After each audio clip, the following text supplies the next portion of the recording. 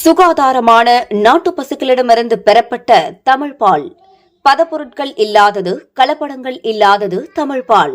நன்மை முழுமை. மதிமுகவின் முன்னாள் நிர்வாகி மல்லை சத்யா செய்தியாளர்களை சந்தித்து வருகிறார். அறிவிக்கவே இல்லை. ஏன்னா அது நான் மட்டுமே முடிவெடுக்க முடியாத ஒன்று. கட்சியுடைய அவைத்தலைவராக இருந்தவர், தொழிற்சங்க தலைவர், இன்னும் கொஞ்ச நேரத்தில் இந்த மேடைக்கு வர இருக்கிறாரு. அவங்ககிட்ட நாங்கள் கலந்து பேச வேண்டியிருந்தது. அது அதுக்கப்புறம் பின்னால் நாங்கள் அது குறித்து நாங்கள் சொல்றோம்.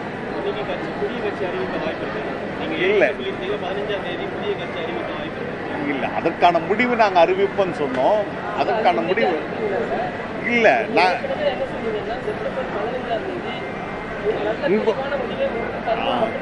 சரியான முடிவு. இப்பதான் இயக்கத்துடைய மூத்த முன்னோடி 32 ஆண்டு காலம் தலைவர் வைகோவின் பின்னால் அணிவகுத்து அந்த படையை முன்னகர்த்து சென்ற தளபதிகள், தீரர்கள் வந்திருக்கிறாங்க.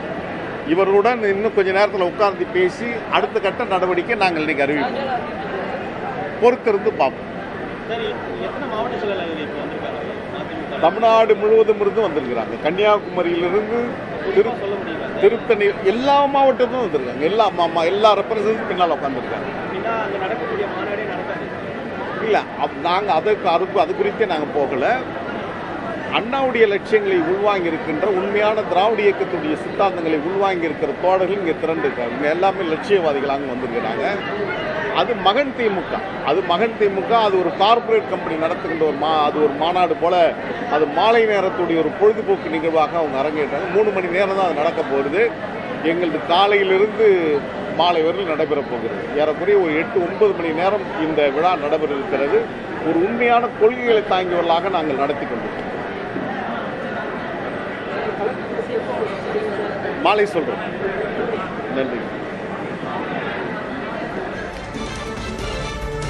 மதிமுக முன்னாள் நிர்வாகி மல்லை சத்யா செய்தியாளர்களை சந்தித்திருக்கிறார். உடன் மதிமுகவிலிருந்து விலகிய மூத்த நிர்வாகி நாஞ்சில் சம்பத்தும் அமர்ந்திருக்கிறார். கொடா அழகு சுந்தரம், கொடா செவ்விந்தியப்பன் ஆகியோரும் மல்லை சத்யாவிற்கு ஆதரவு தெரிவித்து அமர்ந்திருக்கிறார்கள். மதிமுகவின் வளர்ச்சிக்கு பல ஆண்டு காலமாக உழைத்த அனைவரும் இங்கே வந்திருப்பதாகவும், இவர்களோடு பேசி முடிவெடுக்கப்படும், அந்த முடிவு மாலை அறிவிக்கப்படும் என்றும் மல்லை சத்யா பேசியிருக்கிறார். சுகாதாரமான நாட்டு பசுக்களிடமிருந்து பெறப்பட்ட தமிழ் பால். பதப்பொருட்கள் இல்லாதது, கலப்படங்கள் இல்லாதது தமிழ் பால். நன்மை முழுமை.